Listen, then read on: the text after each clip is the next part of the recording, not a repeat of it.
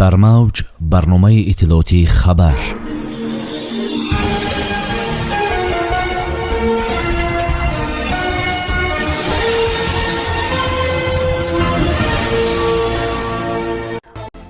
бори нахуст ширкатҳои дӯзандагии тоҷикистон маҳсулоти худро дар испоманиш ба намоиш мегузоранд. эълони 10 рӯзаи рейд дар тоҷикистон: ҷаримаи пиёдагардон баъди афзоиш чанд сомонист?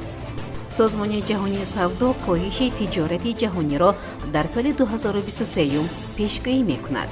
бидуни муҳоҷирон намешавад. дар бахши сохтмони русия камбуди мутахассисон эҳсос мешавад. варзишгарони тоҷик дар ҷоми кушоди қазоқистон оид ба шиноварӣ 19 медаль ба даст оварданд.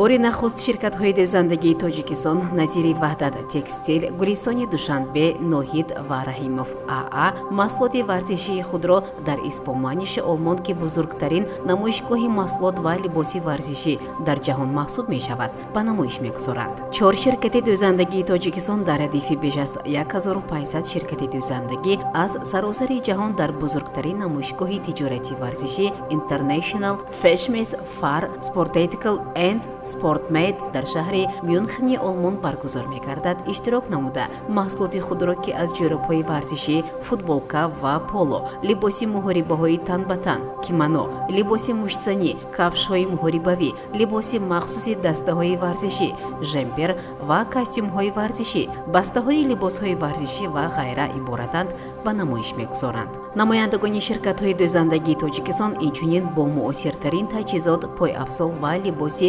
варзишии истеҳсоли брендҳои маъруфи ҷаҳонӣ ва бо тамоюлоти пешқадамтарини соҳаи варзиш ва тандурустию фитнес дар дунё шинос мешаванд. амалиёти пиёдагард дар қаламрави тоҷикистон аз 28 ноябр то 7 декабр гузаронида мешавад. хабар медиҳад бозрасии давлати автомобилии ҷумҳурии тоҷикистон. ба иттилои манбаъ, ҳадафи ин амалиёт пешгирӣ намудани ҳодисаҳои роҳу нақлиёт бо иштироки пиёдагардон мебошад. мақомот мегӯянд, дар бархе ҳолатҳо омилони сар задани садамаҳои маргбор маҳз роҳгузарон мебошанд. кормандони бозрасии давлатии автомобилӣ қаблан аз он нигаронӣ доштанд, ки пиёдагардон дар кишвар дар бисёри ҳолатҳо роҳро аз мавзеъҳои муқаррар нашуда убур мекунанд. аксаран дар чунин ҳолатҳо бо телефони мобилӣ суҳбат мекунанд, ки ин хавфи ҳодисаи нақлиётиро зиёд менамояд. бояд гуфт, ки ахиран ба кодекси ҳуқуқ вайронкунии маъмурии ҷумҳурӣ тағйирот ворид гардид, ки бар асоси ҷаримаи пиёдагардон ҳудуди 6 баробар афзоиш ёфта, барои нақси қоидаҳои роҳ ба андозаи ним нишондиҳанда барои ҳисобҳо муқаррар шудааст. феълан як нишондиҳанда муодилаи 64 сомонӣ буда, мутаносибан ба пиёдагардоне ки қоидаро вайрон мекунанду роҳро аз ҷойҳои муқаррарнашуда убур мекунанд, 32 сомонӣ ҷарима таҳдид мекунад. барои ба аломати чароғаки раҳнамо ё ишораҳои танзимгари ҳаракат итоат накардани ронандагони мопеду велосипедҳо, аробакашҳо ва дигар шахсони истифодабарандаи роҳҳо аз 1 то 2 нишондиҳанда муодили 64 то 128 сомонӣ ҷарима муайян мешавад. мопеду велосипед саворҳои маст барои нақси қоидаҳои роҳ ба андозаи аз 2 то 3 нишондиҳанда барои ҳисобҳо ё худ 128 то 192 сомонӣ ҷаримабандӣ мешаванд.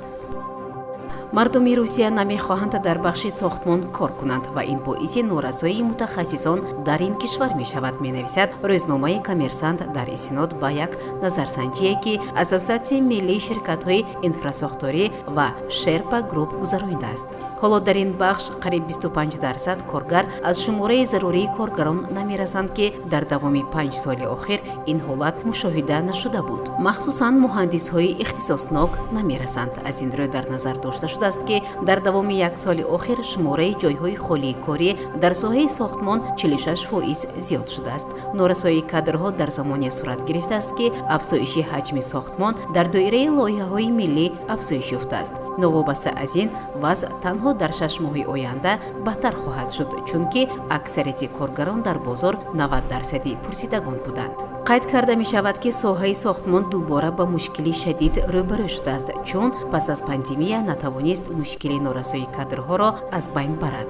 ваз пас аз эълони басиҷи нисбӣ дар кишвар кӯчондани бархе аз мутахассисон ба хориҷи кишвар ва ҳамчунин ба ватан баргаштани муҳоҷирони корӣ ки дар он ҷо низ талабот ба қувваи корӣ меафзояд бадтар шудааст. муовини раиси кумитаи сохтмон ва манзили думаи давлатӣ Владимир Кошелёв интизор дорад ки бо ҷалби муҳоҷирон ва омода кардани кадрҳои дохилӣ онҳо камбуди мутахассисон ва коргаронро ҳанӯз метавонанд бартараф кунанд, аммо дар ояндаи наздик норасоии мутахассисони баландихтисос дар бахши сохтмон аз байн бурда намешавад.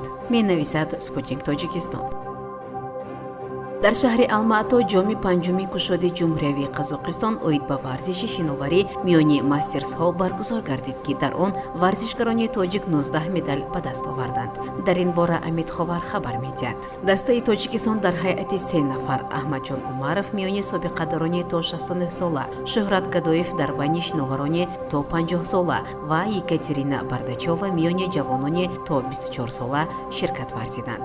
рақобатҳо аз рӯи 5 навъи шиноварӣ ҷараён гирифта. Аҳмадҷон Умаров миёни устодони варзиш 4 медали тилло ва нуқра ба даст овард.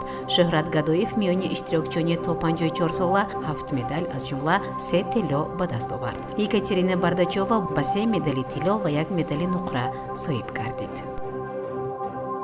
созмони ҷаҳонии савдо пешгӯӣ мекунад ки рушди тиҷорати ҷаҳонӣ соли 2023 коҳиш хоҳад ёфт. таври Амид Ховар бо истинод ба ТАСС хабар медиҳад, котиботи созмони ҷаҳонии савдо дар Женева маълумоти семоҳии нишондиҳандаи тиҷорати молро нашр намуд. ба ин гуна андеша омадааст. тибқи пешгӯии созмони ҷаҳонии савдо, коҳиши рушди тиҷорати ҷаҳонӣ метавонад дар охири соли 2022 оғоз гардад. ин тамоюл соли оянда низ нигоҳ дошта мешавад. дар маҷмӯъ пешбинӣ карда мешавад ки соли равон ҳаҷми муомилоти мол дар ҷаҳон 3.5% ва соли оянда ҳамагӣ 1% афзоиш хоҳад ёфт. тамоюлҳои манфӣ тибқи арзёбиҳои созмони ҷаҳонии савдо ба таъсири муноқишаи Украина, болоравии қимати манбаъҳои энергетикӣ ва шадид гардидани сиёсати пулию қарзӣ дар кишварҳои бузургтарини ҷаҳон алоқаманданд. барномаи иттилоотии хабар аз рӯйдодҳои Тоҷикистон, минтақа ва ҷаҳон огоҳ бош.